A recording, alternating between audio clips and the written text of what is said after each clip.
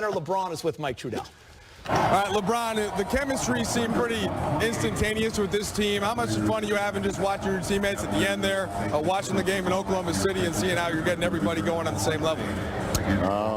Like I said, I always get more pleasure out of seeing my teammates succeed more than myself. I think it's an incredible thing what we have right now as far as chemistry and as far as guys always being ready no matter who's in the lineup.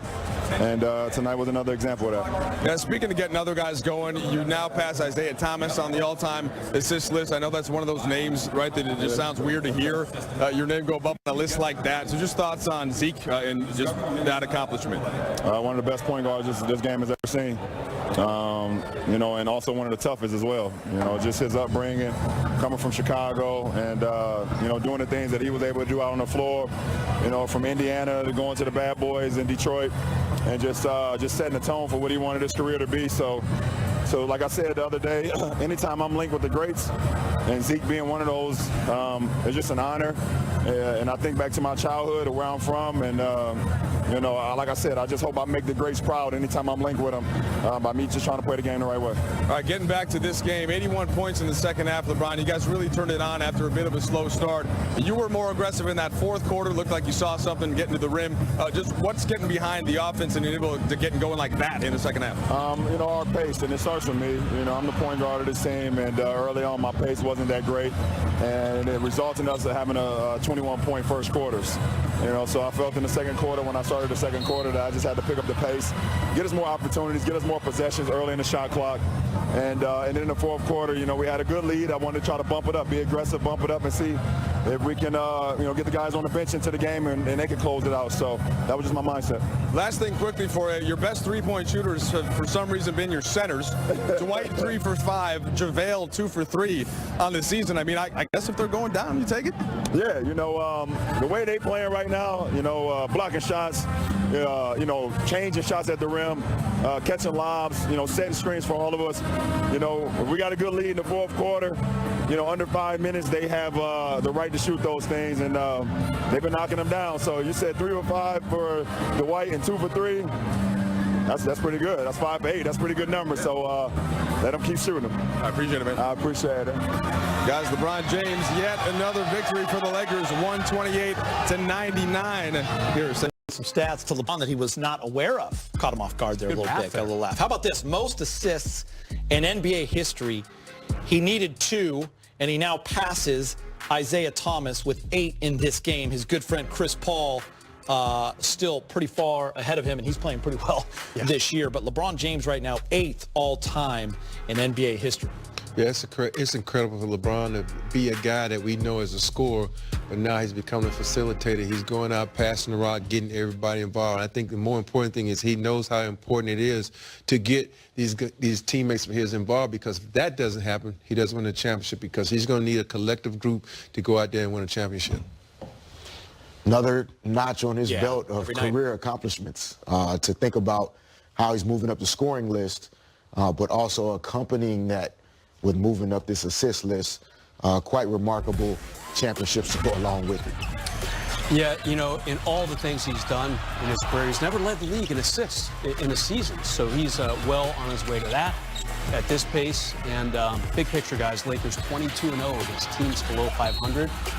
By the way, the season midpoint is Wednesday. Home game against Orlando. Lakers 5.5 games up on Denver and Utah in the West standings. I mean, it's been a total domination in the first half of the season for them. Yeah, they've now won 9 in a row, so they have winning streaks of 10, 9 and counting, 7 and 7. Pretty impressive. Listen, LeBron had, what, 23 in that second half, 14 in the fourth quarter. What did you see, Rob and Fish, from him specifically turning it on there in the second half? I think in the second half, he just said, you know what, I'm going to take advantage of my opportunities. They put Tristan Thompson on him, and like, we know he can't guard him. So he got rolling with that. Sometimes you get a couple of layups. You know, he made some outstanding moves, flying through the air, acrobatic moves, making some layups. And as a player, you know, if you're not knocking down that shot, you're able to get some layups. It's like a confidence booster. He got the confidence going. He started getting everybody involved. And he said, you know what, now I'm going to take over and show you what I can do. And when you have a mismatch like that, you have to take advantage of your mismatches, and that's what he did. And he has a great feel for the game. He's like kind of like a boxer that he's really taking notes in the early rounds, and he's figuring out how to start to take advantage of his opponent. Lakers were 2 for 12 from 3 in the first half. when you're not shooting the ball well from the perimeter, makes the driving lanes a little tougher. Second half, they start shooting the threes a little better. They created 10 more turnovers in the second half, got out in transition. So, LeBron, like Stu said there at the end, he's like a genius with the way he can remember and take note of things. And he adjusted, started to find ways to take advantage of the Cavaliers' D. The Lakers were so sharp in this quick little road trip over the weekend. They had, 79 points in Dallas in the first half. Also very solid. The follow-up game the very next day against OKC. Tonight, they had 47 in the first half. And people were getting a little spoiled, guys. 47 is not great, but it's not devastating. And the Lakers obviously pulled out of that. Like you said, Fish, they made only 2 threes in that first half. And that was a big thing in the second half. They drained a bunch. End of game. Did anyone really have any doubts LeBron was going to lose at home to Cleveland? No, not me. Yeah, listen, slow start as expected, but they erupted in that second half with 81 points. That's the most they've scored in the second half this season. We knew with AD out, and by the way, they're now 3-0 in these last 3 games with Anthony Davis out. And a big part of that is because JaVale McGee and Dwight Howard are playing so well. Dwight Howard tonight, guys, 21 points on 9 of 11, 6 dunks, 15 rebounds. Hits the 3, gets a couple of blocks. He's having so much fun out there, Rob, and he is a big part of what this Laker team does. Yeah, 21 points off the bench. And the thing about Dwight, he's enjoying basketball right now. And that's one of the things that you got to realize as an athlete. If you're not enjoying your craft, it's going to take a toll on you. But right now, he's enjoying it. He's going out playing with a lot of energy. I haven't seen him play with this much energy since he's been in Orlando. And it's incredible how he's getting everybody involved. He's always off the bench. He's cheering. He's just doing the things that we never thought we would see out of Dwight. We always thought he was one of those guys that really was a me guy, but now he was a we guy, which is the most important thing in basketball. Allowing it to come to him. That's a difficult thing to do, in particular for a guy that was as dominant as he was for most of his career. But allowing those opportunities to come to him, waiting for his teammates to make him better. He's making guys better by lifting their energy up, protecting the rim. The offensive efficiency, though, is coming from his teammates, showing him love, and it's great to watch. He's having a lot of fun. Quickly before we get to the highlight, we talked so much this year, media, fans, everybody, how this team is built around 2 superstars. Doesn't look like it'll work without any of them. Now, long-term, it won't. But without AD, they've won 3 in a row. Without LeBron and AD the other night, they won. Just how nice is it for this team, for those other guys, to have the confidence, and for Frank Vogel, that we can win on any given night.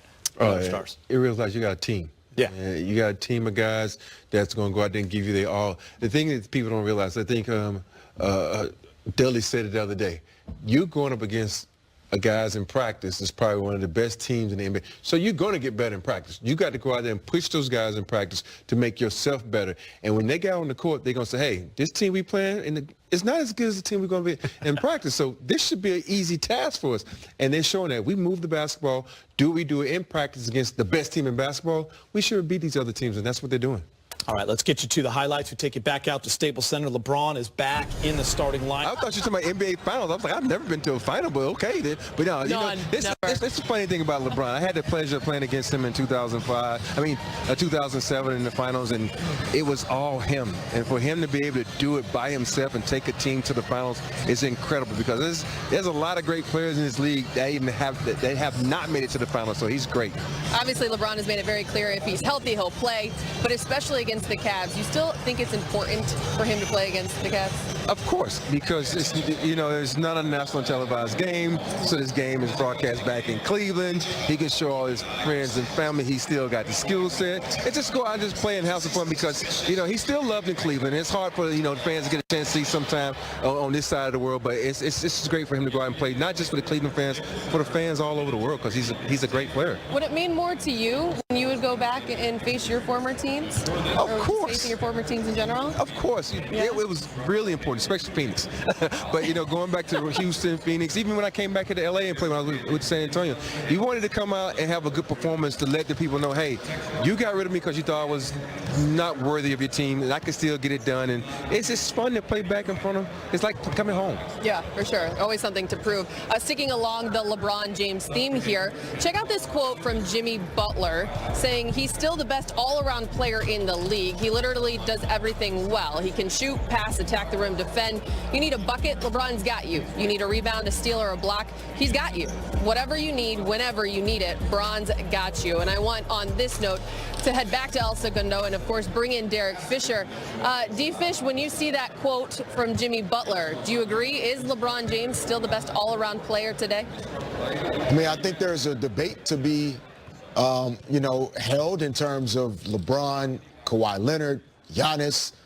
There are a number of players that are really versatile, complete, play at both ends. But until someone knocks LeBron off of the throne in terms of the championship success, I'm still going with LeBron. What he is doing this season cannot be taken for granted. At this point in his career, leading the league in assists, finishing above the rim, not just at the rim, still with the strength and the power and the veracity of a young player.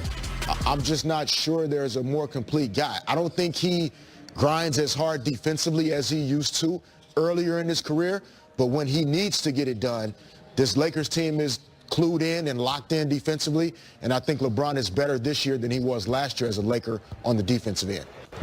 When you talk about keeping his squad locked in, Rob, it's something that I tell people all the time. That is one area LeBron excels at, is he can beat you with his mind. Oh, that's incredible, because there's a lot of these guys out here who just play the game.